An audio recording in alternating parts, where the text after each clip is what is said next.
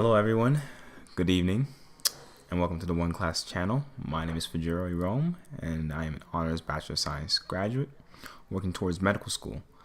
Today we'll be going over some commonly asked chemistry questions at both the high school and the college levels. If you need some help or homework help or some tutoring, check out the links in the description below. Now, with that, we're going to kick this session right off and start right away with question 1. So now this question is asking us, how do you convert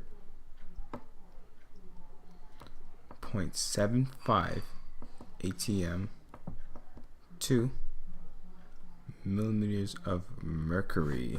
Okay, so with that, let's actually get some things opened up, because this is quite the important part.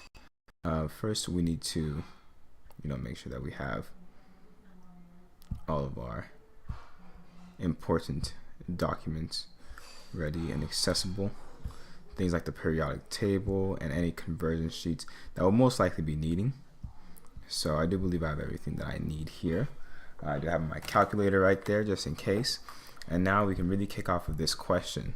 So it's asking us to convert 0.75 atm to millimeters of mercury. Now, most professors hopefully won't make you memorize these constants, because there are quite a bit of them, especially in chemistry and physics. So instead, we refer to our conversion sheet here, which lists the common factors that they use. So here, if you notice, let me highlight it for you. They have pressure units right here. 1 atm is 760 millimeters of mercury. Now, the way we want to write this to keep with specifically our units, right? We want to make sure that we keep what we want in the numerator and what we have in the denominator. So I'll show you. We have 0.75 atm times, what do we want? We want mercury.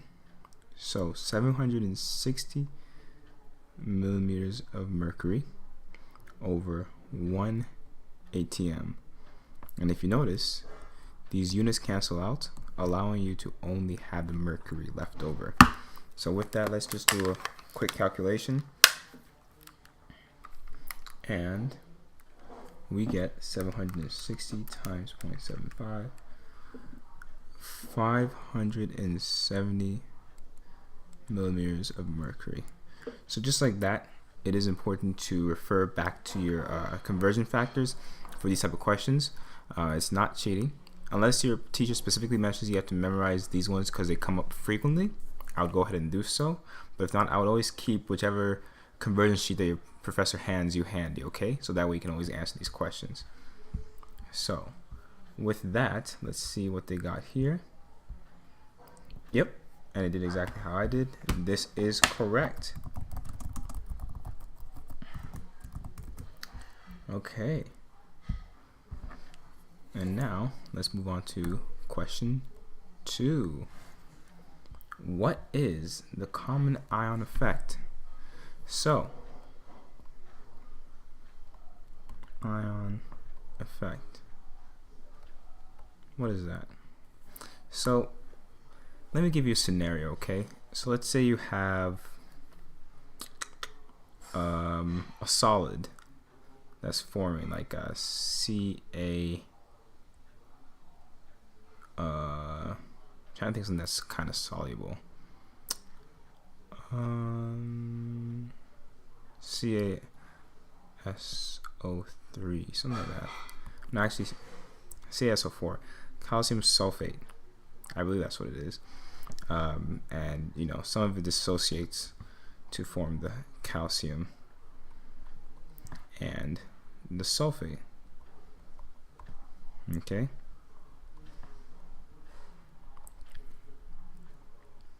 so with this, all right, this is what we have. The most of it will be solid because calcium sulfate, if I remember correctly, isn't too soluble, but this is what we'll be getting. Now let's say we threw in specifically a completely soluble thing. Usually things with sodium are really soluble, but sodium sulfate, we threw that into the mix.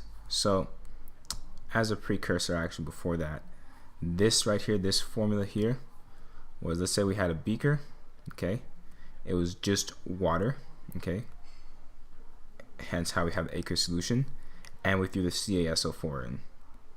Okay, that's what happened here.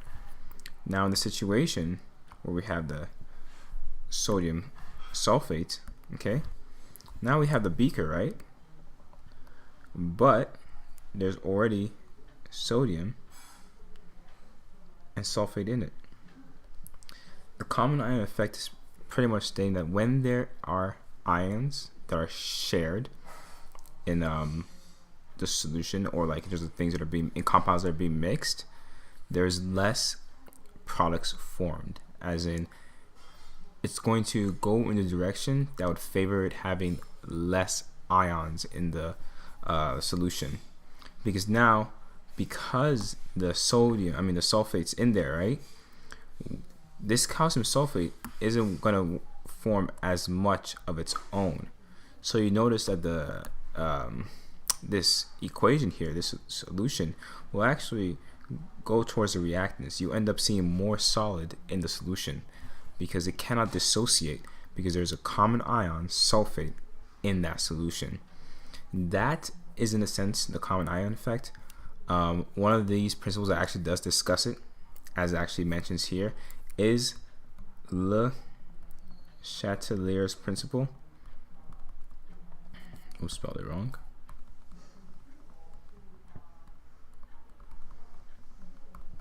Okay, and this principle pretty much says that, like, in equilibrium, right, there are certain things that change it. Concentration is one, which is what's happening here, and pressure is another one, and also concentration, pressure, and temperature. Those are the things that really mess up equilibrium. And in this specific example here, we're dealing with concentration.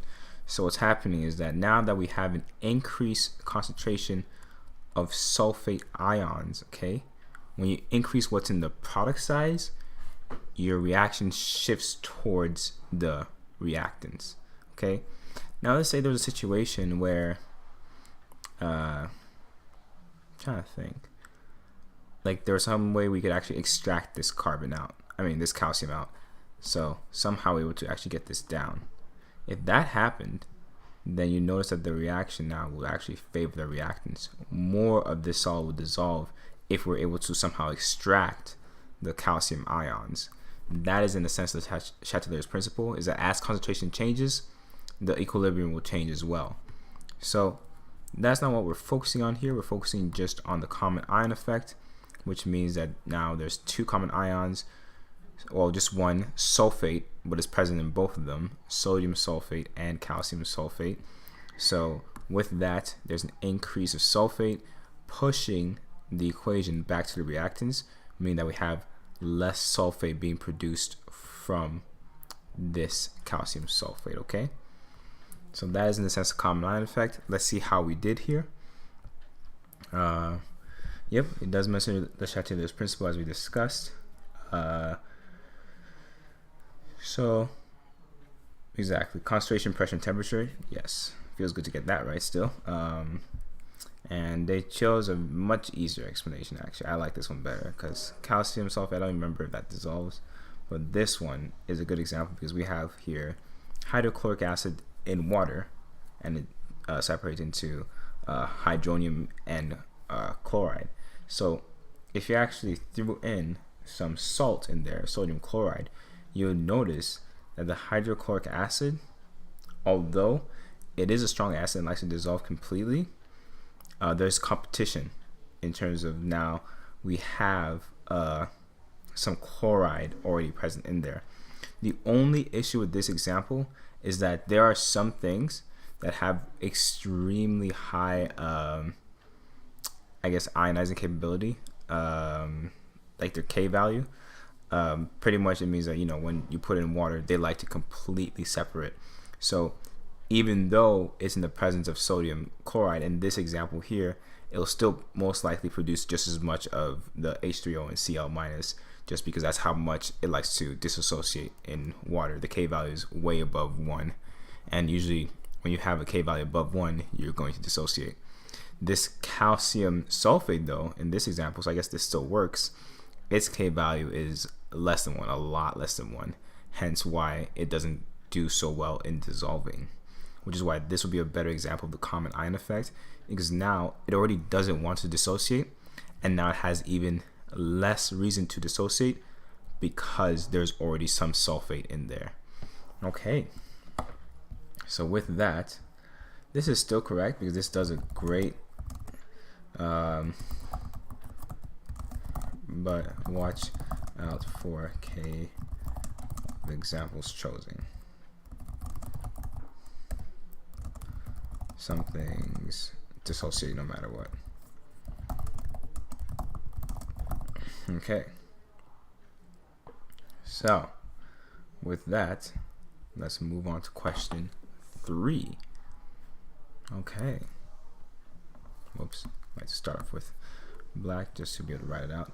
What is the Lewis structure of C2H2? Now, I have noticed that I do take a little bit of an unorthodox method when I do Lewis structure, but I'm going to make sure I explain my steps thoroughly and refer to how the other person did it as well, just so that we fully understand what's going on. So what I like to do in Lewis structure, because I kind of memorize this, is that carbon usually likes to be in the middle, depending on what it's paired with. So like things that are centralizing are things like carbon, nitrogen.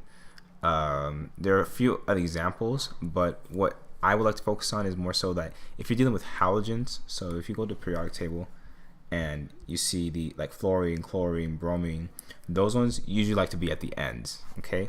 And we flip that over, same thing with the alkali metals and hydrogen. They like to be at the end. You rarely see them in the middle. And things like oxygen as well, like that row, they also like to be at the ends. Like if you had CO2, carbon dioxide, for example, you'd have carbon in the middle, and that would be CO2. But I didn't really explain how I got here, so we're going to ignore this one, shift it all the way in this corner, and actually focus on what we want, C2H2. So the way I do this, as I mentioned, is that because I'm quite familiar with it, I like to start with what's in the middle. So I have 2 C's. But before that, I also like to note how many electrons, specifically on the outer shell, does each contribute. So if you refer to the periodic table, right, hydrogen, oops, I don't even know what I did there. Hydrogen is right there, number 1. So each hydrogen has just 1 electron. So 1 electron, and there's 2 of them, so that's 2 electrons it can offer. Carbon is right here, row 14, and because it has that 2 shells that are filled, like it's the lowest shell, the next shell has 4 electrons in it. That's how we got that. And the reason being is because if you notice, it goes 1 is 1 electron, 2 is 2 electrons, then we skip all the way to 13 because everything in the between are transition metals, and 13 is 3, 14 is 4, nitrogen is 5, oxygen is 6, 16 is 6, 17 is 7, and 18 is full. The reason why is because if you notice, some of them obviously are in rows further and further down, but this is just a good way to know what's in the valence shell, like the most outer shell. So with that being said, carbon 4 on its most outer shell, 2 of them, so that's 8. So in total of outer electrons I have to deal with is 10. Okay, so with that, let's see what we can do with this. So 2 carbons in the middle, just gonna put hydrogen on each side. I just assume that they're balanced like that, and now we need 10. So let's see, we need to make bonds between each one, so that's 1, 2, 3, 4, okay, 5, 6. Now with this being done right now, we've only accounted for 6 out of the 10. Now the thing with carbon is that it still wants to be as full as possible, you know, so we have to figure out a way to kind of balance it out.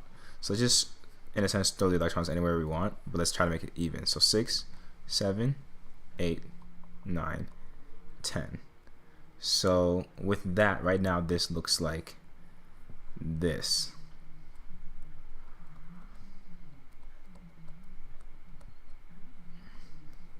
And this isn't right. So carbon likes to have 8 in a sense of its valence shell, whether shared or unshared. But if you notice, right now it has, because it's sharing with hydrogen, right, it has only 2, 4, 5, 6. Same with this carbon, 5, 6. So how do we get it to where there's more? What we actually can do is move each of these electrons over to form a bond. And when we do that, when we put both of them there, you actually end up with this, right? And now, because it's sharing those bonds, you have now 2, 4, 6, 8. So now this carbon is full, and same with the carbon on the other side. They're both full actually. And as a last test, to make sure you have the right number on it in terms of the electron number, you can actually do the math to see what it's supposed to have. So 4, okay, minus the electrons that are unpaired, so it's 0 for carbon, plus the electrons that are paired, so that's 8 divided by 2, and see what we get. As long as we get 0, that means we're good. And hydrogen, we can actually do the same test. 1 minus 0 plus 2 over 2 also equals 0. So these two both check out. So this indeed is the most stable form. Now let's make sure we get into our Lewis structure. So what we have is C. I like to just draw my electrons like that. Specifically, they ask for Lewis structure because they want you to be able to see your electrons. And that right here is the Lewis structure for C2H2. Let's see what they did. So they find a degree of unsaturation through that equation, which honestly I'm not too familiar with. What it looks like they do is that they 2 plus 2C. Oh, interesting. So it's kind of like trying to find what type of bond it is, and it does, based on the degree of saturation of unsaturation, the p-value, they can assign which bonds they have. Based on this, what they got was that it has some 2 pi bonds, and those bonds are actually what's used when forming double or triple bonds. So with that, they were able to, I guess, systematically show that there was actually a triple bond between the 2 carbons based on the math they did. I kind of did it in a more simplistic way, where I kind of just go through trial by error, and that's really what it is. So just as a review, make sure you know exactly how many electrons they actually contribute, because that's the easy way to keep track. And you always want to check once you're done and you got your picture that it does actually add up to what it says it should. We do have 10 here, so that's good. And then the last check for me is to try to find the number, the electron number. I believe that's what it's called. But yeah, where you try to figure out what it usually has, which is 4 and 1 for carbon and hydrogen respectively, and what it's actually given. So in this case here, carbon is sharing all of them, which is why there's 8 over 2. In this picture right here, for example, let's say we use this and try to do our math, you'd notice it'd be 4 minus 2, because there's 2 here, and then it's sharing, plus 4 over 2 equals 0. So it would still check out. The only issue is that in this case here, carbon has only 6 out of 8 possible electrons, so it's still missing 2, which is quite unstable. So that's why this one wouldn't work, and hence we got the triple bond. Okay, so with that, hopefully that explains how we did it. While I write this correct, you are free to pause the video, take a snap of this, just so you can work through it yourself. And yeah, so let's move on to question 4. So what we have for question 4 is, what is metallic bonding? Okay, so in short, metallic bonding is when two metals are bonded together. So there are common examples of metallic bonding. So like gold, for example, okay, it isn't actually an element, but to get that whole gold bar,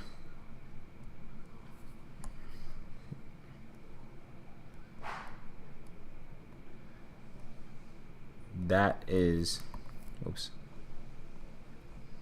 okay, to get this whole gold bar, there's metallic bonding that happens, pure gold. Okay, and when you think of actually steel beams and stuff, that those are alloys, okay, formed through metallic bonding. So in a sense, it's just I believe it's like iron and copper or something like that. There are some metals that form together for alloys, but point being is that you see these ones here, the alkali and alkaline metals, those ones are metals that I'm referring to, but also everything that's possible, at least in the natural world, but everything here that you see as transition metals, those also count as metals. So if you see gold bond with gold, they have a very strange way of writing it, but this is a metallic bond. Okay, if I gave you something like lithium and calcium, so Li2Ca, I think that's even what's in batteries or something, but this also is a metallic bond. As long as you see two, or the constituents are all metals, that is a metallic bond. So that's really all we have there for metallic bonding, as long as you recognize that after group 13 and on, those are no longer metals. Those are more so non-metals than anything, skirting the line, because as you know, mercury is what we use in thermometers, and that one is liquid in room temperature. It's very strange, but like that's when we might transition metals. They are in a sense weird metals. So just make sure that you notice your periodic table and you see if they're specifically referring to two metals bonding. There is also a way to be able to say it's a metallic bond through the electronegativity, but that one is not so discussed just because it's hard to tell when it's actually a non-covalent bond versus a metallic bond. So I wouldn't use that one as a reference. I just always notice if the elements they're talking about are metal or non-metal. Make sure that all the ones mentioned are metal, and you can safely say that it's a metallic bond. Okay, so let's see what they said here. So give me a second as I grab a charger. Metallic bonding, some metals, and this is kind of how they look like here in this picture. And yeah, and oh, that's actually good to know. So metallic bonds, as they say here, actually high melting point, they're usually the hardest types of bonds to break, even stronger than ionic, even stronger than, I think ionic is the strongest one actually, but yeah, even stronger than those bonds. Metallic bonds are quite difficult to break, hence how they have high melting points, which is why you need like really high temperatures to melt things like gold, steel, and all that stuff. So yeah, and they do mention more things like how they can even be conductive and everything. So metallic bonds overall quite cool, quite different from what usually is talked about. Most courses of chemistry focus on everything else really, covalent bonds and ionic bonds.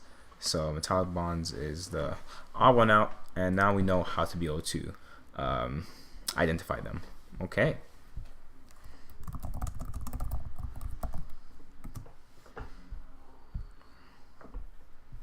All right, let's move on to question 5. What is a mile in 1 yards? Oh, sorry.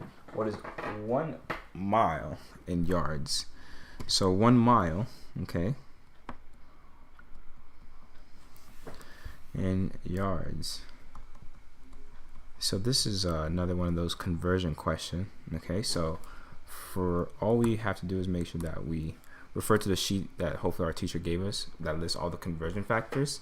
This because I'm using this, and we try to find where we can do that. So 1 yard here has all these, but it only has feet.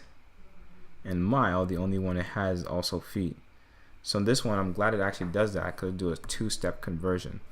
So we have to go from mile to feet, and then feet to yard. And the same thing applies as I said earlier, where you want your denominator to be what you have and your numerator to be what you want. So start with 1 mile. Okay, multiplied by, there's 5,280 feet in 1 mile. So now those two will cancel out, as you'll see later. And now we want to go from feet to yard. So there's 3 feet in 1 yard. So what does this all equal? And as you can see here, mile and the mile, feet and feet, and all we're left is yard. So let's do the calculations real quick. You go 1 mile times 5,280 divided by 3.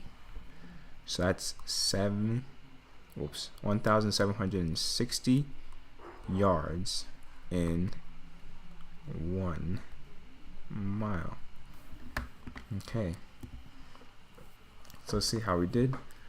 Let's check it out.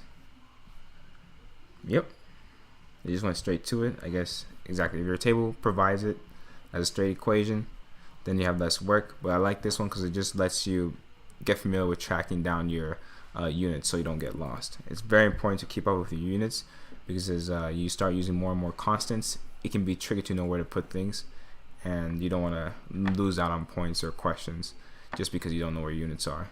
And also, as a bonus of knowing your units, it actually helps you figure out equations. If you ever forget what the equation is, the units and where they are can kind of tell you how to pair them.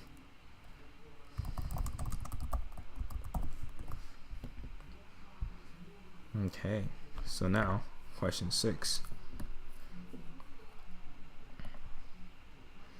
Oh, another conversion question. How many quarts are there in 1 gallon? Hopefully we have it here. Volume. And you see these type of questions are straightforward just because they actually have it there for you.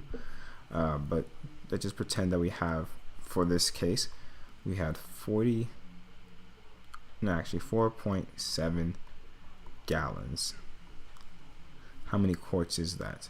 Now with this you can just see it. Maybe some of you can't see it and do the math real quick, but for this you still need to make sure that you have the things in the right place. So we start out with gallons.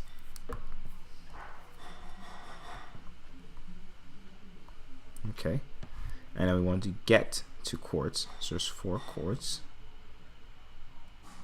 in 1 gallon. Okay, and now that we have that, we know that we're dividing and multiplying the right way. So let's see what we get.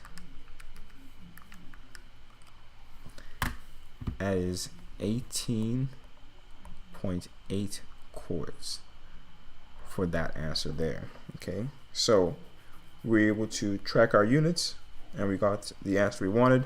But this is an example of just converting. They just pretty much, it was step by step just to see how many quarts in the gallon. So with that, this is correct. And I will stress again, either memorize these because they don't come easy. You have to definitely practice with them, or if you're lucky, just refer to the sheet that was given to you. That way you can just quickly jot it down. In the cases where you do have to memorize it, there's no real trick in terms of unit calculations, because a lot of them are kind of arbitrary, as in how do we decide how long a centimeter was.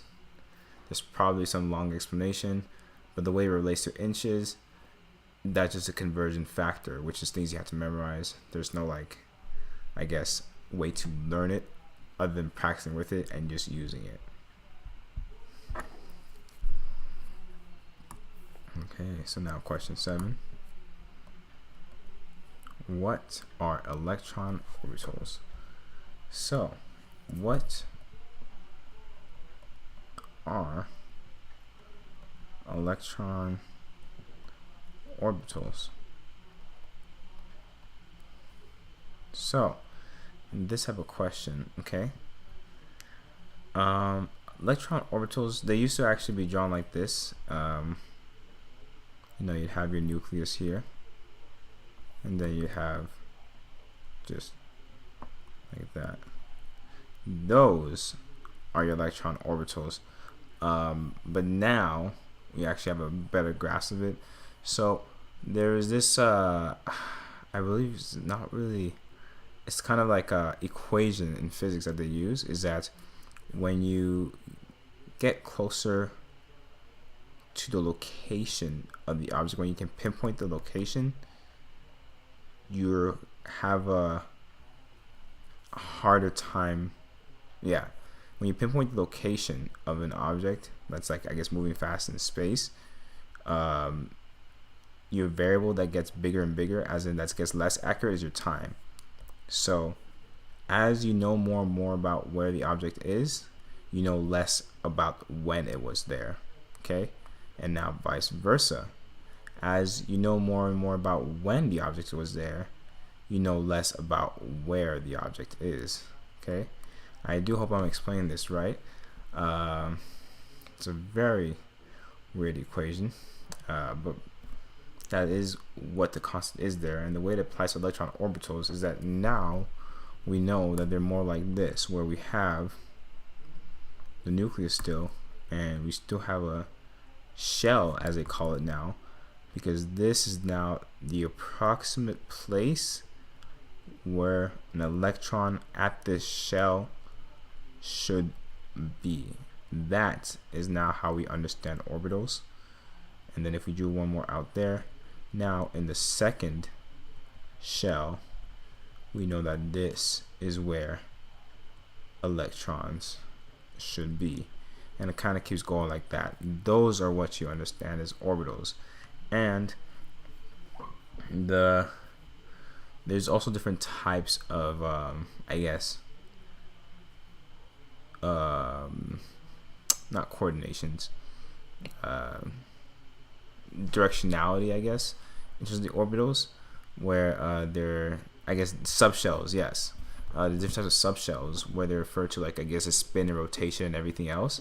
That one we won't get too deep into, but the concept you have to know is that, in a sense, in each subshell, there likes to be 2 electrons. So there's always going to be a pair of electrons in each subshell.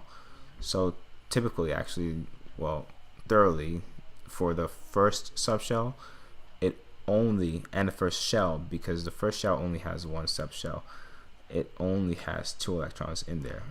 Where are they?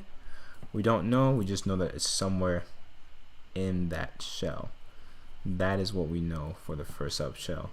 Now, the second shell has, oh no, I erased the wrong one. The second shell, okay, that's what I'm trying to draw here, has 4 subshells. Okay, it has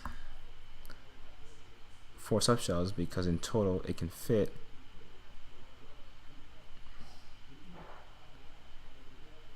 1, 2, 3, 4, 5, 6, 7, 8 electrons in it.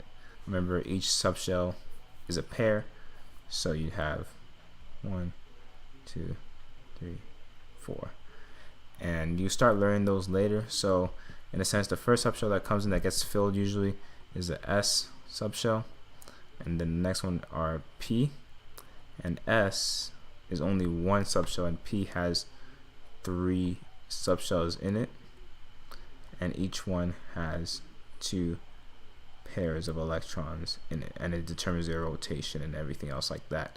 But these also count as information about the electron orbitals. So electron orbitals, that is quite a big question, but the most important thing to understand is that they're the area where an electron should be present. Well, 2 electrons if it's full. Hydrogen is the only case really where in its first shell it only has 1 electron present, because they like to be in pairs when they can. But point being is that, let's say if we're looking at the periodic table, if they asked for how many valence electrons were in silicon, valence electrons means that it's in its most outer orbital. Okay, and the way you figure that out is by noticing which group it's on the row, specifically for things that aren't transition metals, because those ones get really wonky. But silicon in this case, it's in row 14, so it has 4 in its valence shell. The reason why is because it has 4 more electrons than neon, and neon is right here, it's full. So, and if you notice, if I asked how many are in neon's valence shell, you wouldn't say 0, you would actually say it still has 8, because that's what a full shell is, at least in that area. So those are kind of just the full explanation of electron orbitals. It is quite a loaded thing, but hopefully they don't ask too deep into it. What they're referring to here is most likely, what does that mean? And you can simply put that's the space where the electrons are. And he specifically mentioned space and not like a line, because exactly like it's just in a sense a shell, if you think about it, where the electrons are roaming. Okay.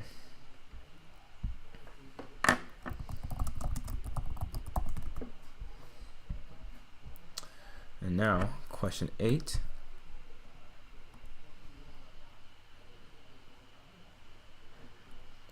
How many moles are there in 28 grams of carbon dioxide, CO2? How many moles? How do we find out moles?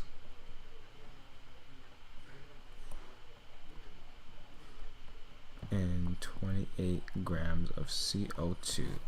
So this will refer to our periodic table, because actually these numbers here, now let's pick a random one, cobalt, okay, that 58.933 up here, that is its molar mass, aka for every 1 mole of cobalt, there's 58.933 grams of cobalt. Now they're asking for how many moles in 28 grams of CO2. First, we need to find out carbon dioxide's molar mass. To do this, we need to add up the molar mass of each of its constituents. So it has 1 carbon and oxygen as well, but 2 of them. And the reason why we need to note this is because we're going to multiply. So carbon weighs 12.011, oxygen weighs 15.999. So with that, if we rewrote it, it would be 12.011 plus that 15.999 times 2. And that will be 31.998 plus 12.011, and we get 44.009. That is right here our molar mass. For every mole of CO2, we got 44.009 grams. So I'm just going to shift that over, because that's actually the units we need. That is 44.009 grams per mole. Okay, and now it's asking for how many moles in 28 grams. Now remember, same concept, numerator what you want, denominator what you have. We have the grams right now, so 28 grams of CO2, okay, times, we want the moles of CO2, and we have the grams of CO2. So 44.009 and 1. So really we're dividing that molar mass from the 28. and we get there's because there's only 2 digits here, I'm just going to round to 2 significant digits, so 0.64. Let me just cross it out to make sure we got our units. Yep, 0.64 moles of CO2, and this right here should be our answer for number 8. So let's see how they did it. Okay, how many moles there in 28 grams? Number of moles can be calculated divided by the mass over molar mass, which is what we did here. We just kept our units, and they also got 44.01. I like that number better because our number is long for no reason, really. We could have just rounded it, but I like to be as accurate as possible to the end. And they divided and they got 0.636, which rounded to 2 significant digits is 0.64 moles. So this is also correct, and they were able to answer question 8. Alright, so as we were waiting for that to load, actually I'm going to leave that there, and I'm going to explain just again for that. Just remember for this is that whatever it's made of, actually I'll show it in this question here for number 9, you have to make sure you add everything properly based on the constituents. So the question is asking, what is the gram formula mass of KCl? So what would that be? We refer back to our periodic table. So we see that potassium, referring to its molar mass, okay, we have 1 potassium times 39.098, and chlorine, so this compound is potassium chloride, and chlorine is 35.45, so 1 Cl times 35.45, and because they're both ones, we can actually just add it over here, and let's see what we get. 39.098 plus 35.45, 74.548 grams. So this is what we get. But now they asked for the gram formula, so they're pretty much asking like for the molar mass. So just make sure you keep your units, because they don't give us a value of how much moles of KCl we have. So for this, for it to be completely correct, in my opinion, you need to make sure that you say it has 74.548 grams per mole of KCl, potassium chloride. This right here would be your answer. Let's see how they did it. Yep, they just rounded up, and because exactly, actually that's what I'm going to mention here, is that the periodic table, based on which one you're given, can vary in the numbers. Just make sure that you're using the periodic table given to you by professor, because when you pull it up from the internet, those numbers can be slightly off, and based on how accurate they want the numbers, usually it does round up to the correct answer, but I would always err on the side of using the one that's been given to you rather than the one you find on the internet, because you want to make sure that your values are as close to what you should be getting based on what the professor wants. You don't want to mix in more variables of throwing in things that aren't discussed in like online periodic tables, for example. Okay, so let's see what they did. Alright, molar mass, that looks correct to me.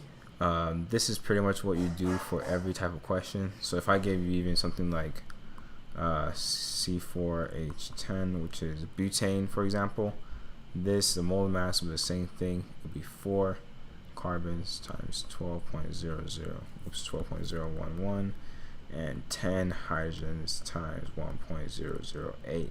So things like that, and you just add them together. But any I guess molecule they give you, you should be able to find the molar mass through that. If I kept writing like C6H12, 12.0. This you can also find the molar mass of.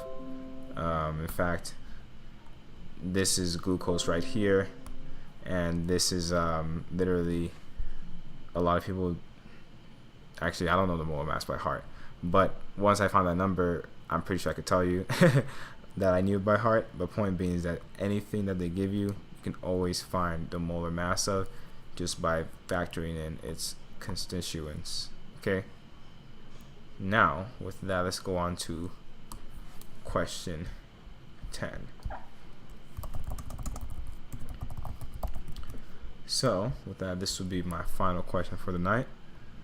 Okay, so let's see. Calculate the number of molecules in CH4 in 48 grams of CH4. This one's going to be fun. So with that, I don't want you to see the answer, but I do know the question. So molecules of CH4 in, was it 48 grams? I guess if you could just pause it and read the screen. But yeah, let's work through it as if we didn't have the answer in front of us. So the way this works, right, is that same concept. You want to find out what is the molar mass of CH4 here. Okay, so with that, let's actually figure that out together. Give me a quick second to pull that up. So carbon is 12.001. I mean 12.011. There's only one of them. One carbon times 12.011. Okay, and oxygen is, I mean hydrogen. Sorry, it's 4 of them. 1.008. So if we rewrote this, give me a quick second here. Let's see, it'll be 12.011, and according to my calculator, 1.008 times 4, 4.032. So in total, we have 16.043 grams per mole of CH4. Okay, so now we have that. We want to now do the thing where we find out how many moles is there, because they're asking for molecules, and I'll show you how we get from moles to molecules, but the important things are right now we need moles. Let's see.